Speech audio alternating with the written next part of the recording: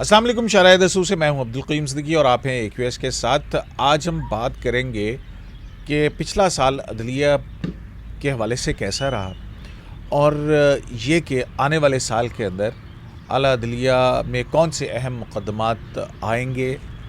और शुरू हम यहाँ से करते हैं कि जो सदारती रेफरेंस है जिसमें सुप्रीम कोर्ट से राय मांगी गई है कि आया सेनेट के इलेक्शन ओपन बैलेट के ज़रिए हों या कि सीक्रेट बैलेट के ज़रिए। और दूसरी जो एक अहम बात है वो ये है कि आपको याद होगा जस्टिस काजी फैज़ ईसा के केस में रिव्यू आ चुके हैं और रिव्यू सुनने के हवाले से एक बहस चल रही है या चल रही थी, और वो ये थी कि रिव्यू कौन सा बेंच सुने, आया 7 जजेस सुने या 10 जजेस सुने। अब उन 7 जजेस में से एक जज साहब रिटायर हो गए हैं, तो इस पर आर्गूमेंट होने के बाद फ़ैसला जो है वो महफूज हो चुका है। वो फ़ैसला कब तक आएगा? तो नासिर साहब, आपके ख़्याल में जो गुज़िश्ता साल था वो कैसा गुज़रा? अदलिया ने कौन से बड़े बड़े फ़ैसले किए? आपके ख़्याल में क्या ड्रास्टिक चेंज आया? क़य्यूम साहब, मैं तो इस मामले में कहूँगा कि कोई ड्रास्टिक चेंज नहीं आया, क्योंकि हमें जो है ना कोविड-19 ने जहाँ दूसरे शोबों को मुतासिर किया है तो सुप्रीम कोर्ट को भी इससे मुतासिर किया है। उसकी वजह से बहुत ज़्यादा आपको याद होगा कि केसेस जिस तरह पहले लगा करते थे उस तरह नहीं हुए। बहुत ज़्यादा एहतियातों की वजह से लिटिगेंट्स भी कम आए। लेकिन ये है कि सुप्रीम कोर्ट जिस तरह बहुत ज़्यादा एक तवातर के साथ जजमेंट्स आ रही थी और हेयरिंग्स चल रही थी और इम्पॉर्टेंट क्वेश्चंस हो रहे थे या इम्पॉर्टेंट इश्यूज़ पे केसेस चल रहे थे, ऐसा वो नहीं हुआ। मेरे ख्याल में तो ऐसा नहीं हुआ। वैसे भी गुज़िश्ता साल जो है वो जस्टिस काजी फैज़ के ख़िलाफ़ जो सदारती रेफरेंस था, वो सारा साल वही चलता रहा, सारा टाइम उसमें लग गया। और वो आपको पता याद है कि वो 10 मेंबर बेंच था। जब 10 मेंबर बेंच एक केस सुनता है तो फिर बहुत ज़्यादा केसेस जो हैं वो मुतासिर भी होते हैं आम लिटिगेंट्स को। अगर इन अ सेंस हम कहें तो चूँकि उनके केस उस तरह तवातर के साथ नहीं लग रहे होते, क्योंकि होता ये था, ठीक है उसमें एडजमेंट्स भी बहुत लंबी लंबी होती थी, ऐसा था। लेकिन बहरहाल जब हेयरिंग शुरू हो जाती थी तो कई कई दिन चलती रहती थी। आपको याद है इन अ स्ट्रेच कई कई हफ्ते चलती थी और वो मुस्तकिल बेंच बैठता था। अमूमन 11:30 बजे बैठता था, उसके बाद वो 1:30 बजे 2 बजे तक केस चलते थे। तो इस वजह से काजी फैज़ ईसा साहब का जो फिर अब उस पर दोबारा शुरू हो गया है उसकी रिव्यू पिटिशंस। अब देखें उसका, अब वो कंट्रोवर्सी है। आपने पूछा कि वो जजमेंट आना था, मैं तो एक्सपेक्ट ये कर रहा था कि शायद इस पिछले जो हफ्ता है उसमें जजमेंट आ जाए। हाँ। लेकिन ये हफ्ता भी गुजर गया। क्यों नहीं आ रही? वैसे देखें इसका जवाब देना कोई मतलब आ जाएगी इंशाल्लाह। मेरा ख्याल है कि अगले हफ्ते आ जाएगी। लो जी, असनाद नासिर इकबाल साहब तो जो है ना वो तो इंशाल्लाह माशाल्लाह अल्हम्दुलिल्लाह आ जाएगी। इनको तो कोई जल्दी नहीं है। आपके ख्याल में क्या मसला क्या है? क्यों जल्दी है? यार मुझे क्यों जल्दी है? लेकिन ये बात है, मैं कहता हूँ कि 10 मिनट का हेयरिंग थी, उसके ऊपर इतने टाइम क्यों लगा? नहीं, लेकिन मेरे लिए यही तो नहीं, बात यह है कि जब जल्दी हो तो अब कहते हैं काजी साहब का केस जो है इतने जल्दी क्यों किया जा रहा है, इतनी जल्दी क्या है? अभी और रेफरेंस भी पड़े हैं। जब डिले हो रहा है तो आप कहते हैं कि भाई डिले क्यों हो रहा है? मेरा ख्याल है कि कोई नहीं इसको नहीं मैं तो भाई बात यह है कि विंटर वेकेशन बेंच की कॉन्स्टिट्यूशन का फैसला हो जाए, उसके बाद जब मर्जी सुनते हैं हो जाएगा। क़य्यूम साहब, जो अब अहमियत का मामला तो रेफरेंस आ गया ना, क्योंकि इलेक्शन सर पे मार्च में होने हैं ना वैसे अदरवाइज़, और शायद ये फरवरी के एंड में करना चाह रहे हैं, 1 महीना पहले। तो अब जो प्रायोरिटी होती है उसकी लिस्ट में अब रेफरेंस पहले चला गया।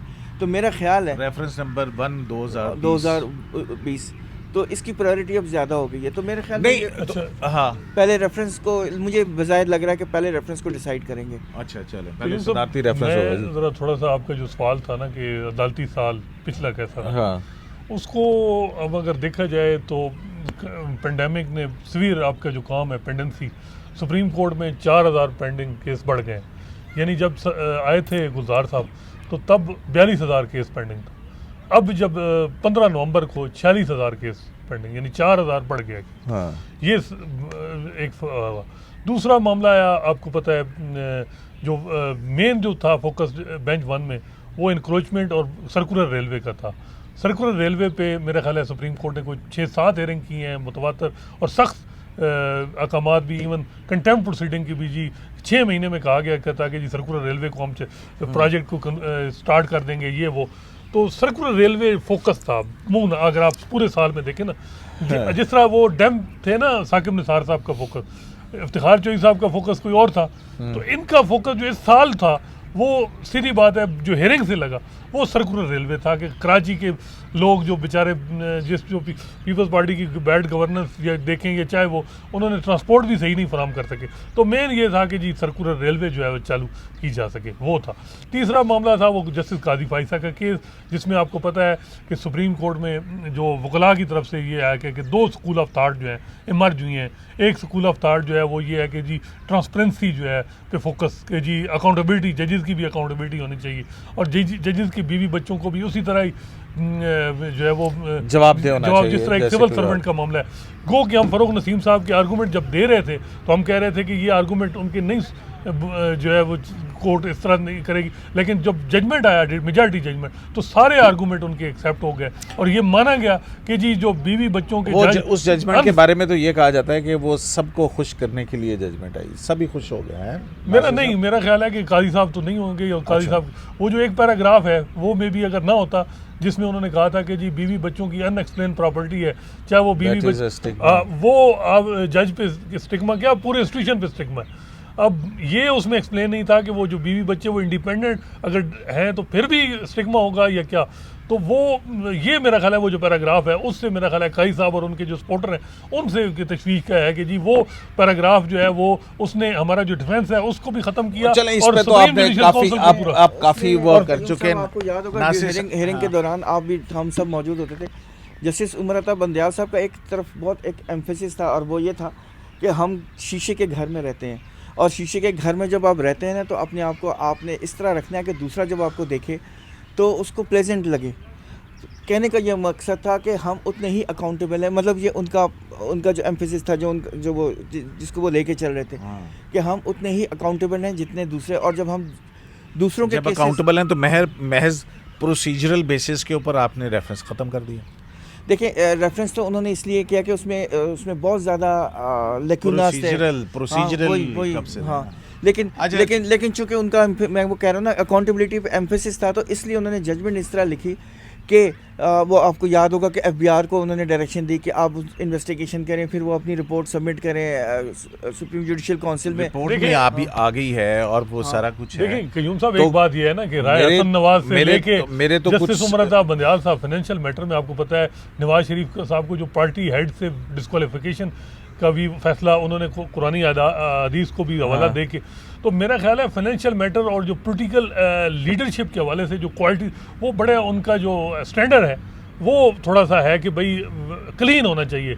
जो लोग जो इस वक्त साहिब इक़्तिदार हैं लोग, चाहे वो जजेस हैं चाहे वो इससे तो कोई मफरत नहीं, वो उस हवाले से मेरा ख्याल है ये है। लेकिन वो जो दूसरा स्कूल ऑफ थाट में ये कह रहा था वो मेरी कंप्लीट नहीं हुई बात, वो आया कि जिसमें ये है कि जी जस्टिस काजी फाइसा का जो रेफरेंस है ये उन फोर्सेस की तरफ से है जो इंडिपेंडेंस ऑफ जुडिशरी पे ये एक अटैक है और ये इंडिपेंडेंट जजेस को अटैक किया जा रहा है। जो जज जो एक लाइन जो एक मतलब कुछ ऐसे फैसले करेगा जो क्रीज से बाहर निकल के या जो भी कहें जो किसी मुक्तदार हलकों को पसंद नहीं आएंगे तो उसको बर्दाश्त नहीं किया जाएगा। उसको फिर उसका वही बात है जो बंदयाल साहब ने एक दफ़ा अपनी मिसाल भी दी थी कि एक फ़ाइल बनती रहती है और वो जो है टेबल में पड़ी रहती है, जब कोई आदमी जब बाहर निकले क्रीज से बाहर या जो भी तो वो फाइल सामने रख दी जाती है और वो कि जी ये आप तो ये करते रहें।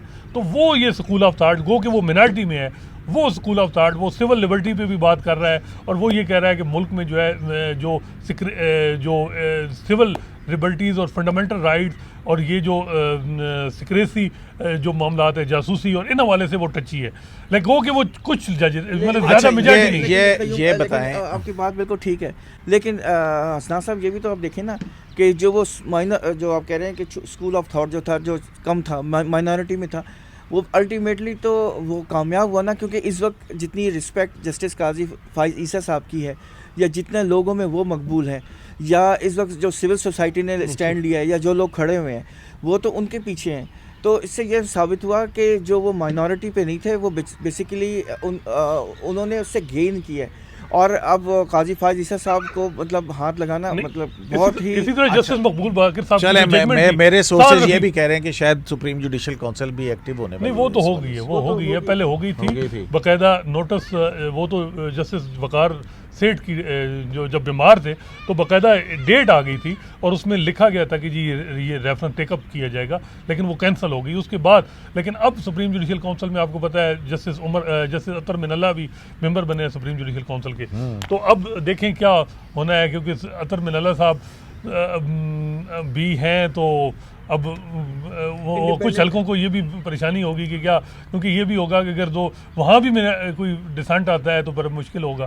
तो देखें अब इतना आसान भी नहीं है। वही बात है कि जस्टिस सदारती रेफरेंस पे क्या हो जस्टिस रहा है? चलें, मकबूल वो बाकिर तो आ साहब गया की ना। वो जजमेंट जो उसका भी जिक्र बड़ा ज़रूरी है, और साद नैब वाली- साद रफीक वाली। हाँ। तो वो वही मैं कह रहा हूँ कि वो जो मिनारिटी व्यू या मिनारिटी स्कूल ऑफ थाट है, जिसे जस्टिस मंसूर अली शाह या जस्टिस मकबूल बाकिर या जस्टिस याहिया अफरीदी, ये वो लोग जिन्होंने सिविल लिबर्टीज़ की बात की। साद रफीक केस में भी आप देखें तो वही हुआ। अच्छा, दूसरी और साहब, बात हमने असल है कि जो हमने सूरज होता है ना, सूरज जिसमें जो रोशनी देता है उस पे के सामने बादल भी आते हैं, रात भी आती है, लेकिन सूरज फिर सूरज होता है। तो ये चीज़ें आती रहती ये हैं। आपने क्यों मिसाल दी है? ये मिसाल दी है मैंने, किसी को सूरज कह दी है। यानी मिनारिटी को सूरज मैं ये कह रहा हूँ कि जहाँ से रोशनी निकलती है वो रोशनी निकलती रहेगी। वो अच्छा, उसको वो रोक नहीं, नहीं इसमें सकते। कोई शक नहीं है। नहीं, कि देखें, वो तो ठीक बारों बात में है। देखें जितनी रिस्पेक्ट है इन चार जजेस की, मेरा ख्याल है, बल्कि एक दफ़ा कहा गया चीफ जस्टिस साहब ने कराची में कि आप नाम लेके उन जजेस को ना किया करें कि जी, तो फिर क्या वो बाकी जजेस- discourage होते हैं। दूसरे हाँ। मतलब ये चीज़ देखें, ये हिस्ट्री में तो इन जजेस का दिया जाएगा। अभी भी अगर आप बड़े बड़े वकला से पूछे तो वो मंसूर अली शाह साहब की जितनी रिस्पेक्ट और करते हैं, कहते अच्छा, हैं कि जी नैब वो के हवाले पीपल से- जज है। नैब के हवाले से ये साल मेरी भी कैसा एक रहा? छोटी सी बात सुन ले यार, यार। मुझे मौका दे दे। आपके पास चूंकि माइक्रोफोन है तो आप जो है ना उसको अपनी मर्जी से डिस्क्रिमिनेशन। एक तो इनसे आपसे शुरू किया जाता है। अच्छा, और मैं ये कहना आप- चाह रहा था, वो जो उन्होंने केसीआर की बात की थी, मैं पर्सनली तौर पे मैं बहुत खुश हूँ क्योंकि मैंने केसीआर पे एक दफ़ा ट्रैवल भी किया हुआ था। ये 90s की बात है। तो देखें, ये आपको मालूम है इस मास्टर साहब ताड़ी उम्र से काम मर कोई बात गए। नहीं, मुझे कोई इससे कोई शर्म नहीं है। मैंने 90s में जब मैं स्टूडेंट था मैंने उसमें नहीं, अच्छा, सफ़र किया। क्या कहना क्या चाहते मैं ये हैं? कहना चाह रहा हूँ कि आपको पता है कि रेलवे की बहुत सारी ज़मीन जो इंक्रोच हुई थी वो वापस ली है रेलवे ने, which is a good sign ना। ये कितने अरसे से चल रहा है? ये कितने तो अरसे से इफ्तिखार चल रहा साहब था। के दौर से चल देखिए, रहा है। हम तो लेकिन discourage लेकिन नहीं कर रहे, हम तो इसमें कह रहे हैं कि focus हो। इसमें जो जान पड़ी है वो अब पड़ी है ना। नहीं, इस देखिए, पे कोई लोगों शक- का, कराची के लोगों का हक है कि उनको भी जो एमिनिटीज़ ऑफ लाइफ है वो मिले। ट्रांसपोर्ट एक बहुत इम्पोर्टेंट फैक्टर है, वो उनके पास। आपको पता है- बेसिक प्रिंसिपल ये है कि सबको अपना अपना काम करना चाहिए। जो जिसका काम नहीं है उसके अंदर टांग नहीं अड़ानी चाहिए ना। लेकिन अब जब ये देखें, executive जब ना contempt- करे, लेकिन अगर executive ना अगर करे- सुप्रीम कोर्ट ने ठेके देने शुरू कर दिए हैं, सर जी, अगर तो- आप स्पेस, मैंने आपसे पहले भी यार कहा, ना से बात ये की- कोई वो जस्टिफिकेशन नहीं, कौन अगर सी आप बेरिया vacuum वाली create केस करेगी की ना- कर रहे हैं, बेरिया वाली। हाँ। वो वैसे एक बात है कि भाई आप जब नालियों और ठेकों के कहेंगे जी नाली की अप्रूवल भी इम्प्लीमेंटेशन बैंक देगा, तो जब फाइनेंशियल मैटर आएंगे तो सवाल उठेंगे। यही है आपको भी ना। पता है अब ये बैरिया देखें, की जो इसी डील हुई तो बैरिया वो वाला- जो जज हाँ, रिटायर हो गए उन पे exactly। किस किस्म के सवाल आते हैं, क्या क्या वो आती हैं। और मुझे तो ये वो मैं कहता हूँ कि कई दफ़ा मलक रियाज साहब तो कोई काम कच्चा नहीं करते, वो तो वीडियो भी बनाते हैं। कहीं कोई ऐसी चीज़ आ गई तो बड़ा खतरनाक होगा। ए लो, इन्हें कोई और काम पाता है। नहीं, लेकिन बहरहाल देखिए, बात वही है हम कि तो आप- इसी वजह से नहीं, कहते हैं आप कि वैक्यूम अदलिया ना को देना, अदलिया वैक्यूम देंगे को तो फिर दूसरी फोर्सेस हाँ, ये आएंगी। चीज अच्छा। लेकिन यही कयूम साहब अच्छा, चलें, ठीक जो है ये जी, कह रहे हैं ना मान कि लिया, executive- वैक्यूम ना दें तो दूसरी executive का forces आएंगी failure- और ये होगा, वो नहीं, होगा। कयूम साहब, ये हाँ। जो एग्जेक्टिव का फेलियर, तो यही जो आमिर थे, जो मुशर्रफ थे या ज़ियाउल्लाह, वो यही कहते थे कि जी एग्जेक्टिव काम नहीं कर रहे तो हम इंटरवीन हुए और हमने जो टेक ओवर किया। नहीं, ये तो कह रहा हूं ना कि जो ये कोई logic है, ये भी justification नहीं है। देखिए, हाँ। सिस्टम को चलने आइडियली दें। ऐसा नहीं होना चाहिए, Ideally इसमें भी- कोई शक नहीं है। आइडियली ऐसा नहीं होना चाहिए, लेकिन लोग तो पिस रहे हैं ना। लोग क्या करें, लोग तो जब लोगों के पास उम्मीद नहीं होगी तो वो दूसरी तरफ देखेंगे। लेकिन अच्छा, बाकी सदारती एक रेफरेंस में क्या हो रहा है यार? मेरी भी गल सुन लो, मेरा भी सवाल तो जवाब दो यार। है की गल सर, अपनी अपनी लेकिन बहस शुरू की पूरी थी। चीजें आपने पूरा सवाल इतना बड़ा किया कि पिछले साल क्या हुआ, तो हाँ, तो जो हुआ था वो लेकिन आप एक लोगों बात ने तो ये बताया ही कि नहीं है। चीफ अब तुसी जस्टिस एक ने ही केस ते एक फंस चीज के पे रह गए। अप्रिशिएट करें चीफ जस्टिस ने कि उन्होंने ओवरऑल इस एग्जीक्यूटिव के मामलात में उस तरह की इंटरफेरेंस सुप्रीम कोर्ट में जज कौन सा आ रहा है ये बताओ। चलो, देखिए, वहाँ ये- बहुत से नाम आ रहे हैं। कुछ प्रॉब्लम ये है, यानी सिंध में अगर सीनियरिटी पे आया जाए तो सिंध हाई कोर्ट के चीफ जस्टिस, क्योंकि उनसे पहले 3 जजेस को पंजाब से लाया गया, सीनियरिटी पे नहीं लाया गया, उनका नाम भी है। एक और सिंध के जज हैं चौथे नंबर पे, उनका नाम भी सुनने में जो आते हैं बातें। फिर एक नाम ये है कि बलूचिस्तान हाई कोर्ट के चीफ जस्टिस जो जिन्होंने अभी कोई जजमेंट दी है DHA वाली? हाँ DHA DHA वाली। क्योंकि आप खेल से। हाँ, तो वो जजमेंट से कुछ लोगों ने तो ये कहा कि यहाँ ये है कि लोग एक जस्टिस काजी फाइसा को कर रहे थे कि जी ख़त्म करने, यहाँ तो बहुत से काजी फाइसा अभी भी इस सुपीरियर जुडिशरी में हैं जो कहीं ना कहीं मुक़्तदर हल्कों को कोई जो है ना वो उनकी जो कोई फैसले हैं वो मुश्किलात पैदा कर सकती हैं। तो वो तो कौन आ रहे हैं, कौन आ रहे हैं? High court Karachi, Sindh high court से आएंगे, इस्लामाबाद हाई कोर्ट से आएंगे, लाहौर हाई कोर्ट से आएंगे, या इधर से? देखें ये तो अभी मैं तो इस पर भी नहीं कह सकता, लेकिन आपको पता है मेरी क्या ख्वाहिश है, वो आपको मालूम है। क्या ख्वाहिश है? बस आपको पता है, मालूम है। नहीं तो इस्लामाबाद हाई कोर्ट से नहीं, मेरा ख्याल है सीनियर जज। अच्छा, देख- अता मिनल्ला साहब को कहते हैं कि सुप्रीम कोर्ट में लाएं। नहीं, लेकिन देखें ये बात जो सीनियरिटी अगर 3 दफ़ा नहीं उनको जो सिंध हाई कोर्ट के चीफ जस्टिस हैं उनको नहीं, इस दफ़ा भी उनको अब नहीं लाएंगे तो बड़ा ये होगा। और फिर एक और जो बड़ा बात है, इतनी बातें नहीं करनी चाहिए, ये भी देखें कि आपके सिंध हाई कोर्ट में अगले 6-7 जज और आपकी सुप्रीम कोर्ट जो सिंधी बोलने वाले जो हैं, गो कि ये चीज़ें नहीं करनी चाहिए हमारे सारे पाकिस्तानी होने, लेकिन एक आध सिंधी भी होना चाहिए आपके मुल्क इसमें जो सिंधी बोलने वाला जस्टिस लेकिन- मशीर आलम है, लेकिन- जस्टिस लेकिन- गुलजार वो- बजाते खुद वो- हैं। वो सर लेकिन उर्दू कयूम साहब स्पीकिंग, वो मैं कयूम वो साहब सुप्रीम कोर्ट में केस पेंडिंग है ना, कौन सा?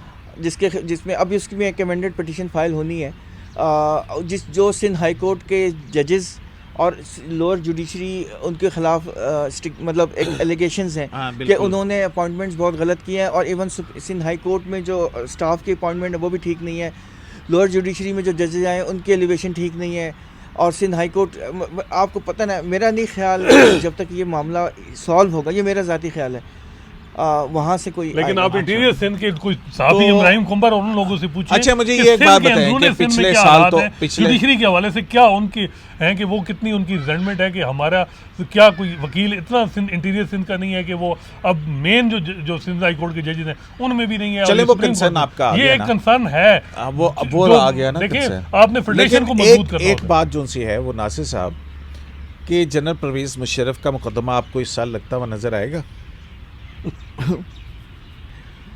कौन सा मुकदमा हो गया था फैसला?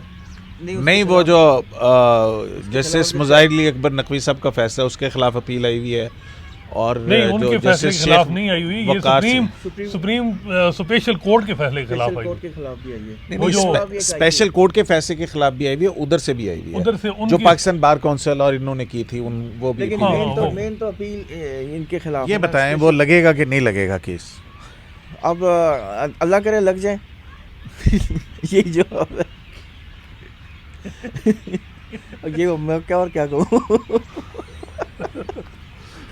नहीं मेरे- क्यों जी, लगेगा कि नहीं देखिए, लगेगा? अपीलें अमूमन अब दो- लगेगा कि नहीं दो- दो लगेगा? चीज़ें। मुझे क्यों नहीं? परवेज लगेगा, लगना बिल्कुल चाहिए। लगेगा लगेगा लगना इस साल लग जाएगा? हर केस लगना चाहिए जो भी है, मेरा ओहो, ख्याल है। लगना तो चाहिए, लग क्यों नहीं रहा? नहीं लग जाएगा, क्यों मतलब अभी देखें ये नहीं लग जाए, कब लग बात जाएगा? हुई है कोरोना की वजह से बड़े क्यूम साहब मसाइल हैं, बेंचेस उस तरह नहीं, कोई जजेस लाहौर में हैं, कोई आगे पीछे, कभी कंपोजिशन उस तरह की सूरत हाल जो आपको पता है कि 6-6 केस लगते हैं। मेन अच्छा, ये- वजह प्रॉब्लम आ रही है कोरोना की वजह आप कह रहे हैं कि कोरोना की वजह से जनरल परवेज मुशर्रफ का केस नहीं लग से। रहा? नहीं, एक वजह यही हो सकती है ना, मतलब हो अच्छा, जाएगा, एक ये हो हो सकती है। जाएगा, मतलब अभी देखें टाइम, इस साल हो जाएगा, नहीं होगा तो सवाल तो उठेंगे जब चीफ मैंने जस्टिस जो रिटायर आपको होंगे। बात पहले की है ना कि इस वक्त प्रायोरिटी इस वक्त रेफरेंस है, प्रेसिडेंशियल रेफरेंस तो है। क्या हो रहा है प्रेसिडेंशियल ये अब- रेफरेंस में, आप बताएं ना। अब प्रेसिडेंशियल रेफरेंस में कल 5 मेंबर बेंच बैठेगा, और आपको पता है पंजाब ने और अच्छा, इसमें मुझे एक बड़ी हैरत भी हुई है, पंजाब ने और केपी ने और शायद बलोचिस्तान ने अपने रिप्लाईज तो फाइल कर दिए, लेकिन सिंध ने नहीं की। और मेरी कल बात हुई थी एडवोकेट जनरल सिंध से सलमान तालबुद्दीन, तो मैं आई वॉज अमेज्ड हाँ। जब उन्होंने ये कहा कि हमें तो रेफरेंस की कॉपी ही परसों यानी उनको फ्राइडे को जुमे मिली को है, दिन मिली है। फ्राइडे को मिली है, तो हम अब पहले उसको पढ़ेंगे, उसके बाद फिर हम इंस्ट्रक्शन सी करेंगे, तो हम कल टाइम ही लेंगे। तो वैसे भी 2 हफ्ते हैं, 2 हाँ, हफ्ते दिए थे। हाँ। तो लेकिन कहने का ये मकसद है कि सिंध ये क्यों बात कर रहा है, इसके क्या अपोज करेगा? प्रोग्राम जो है, हमारी डिस्कशन जारी है, और ये जो डिस्कशन है इसका जो है वो अगला प्रोग्राम आप देखिएगा। शराय दस्तूर से अब्दुल करीम सिद्दीकी को इजाज़त दीजिए। अल्लाह निगहबान।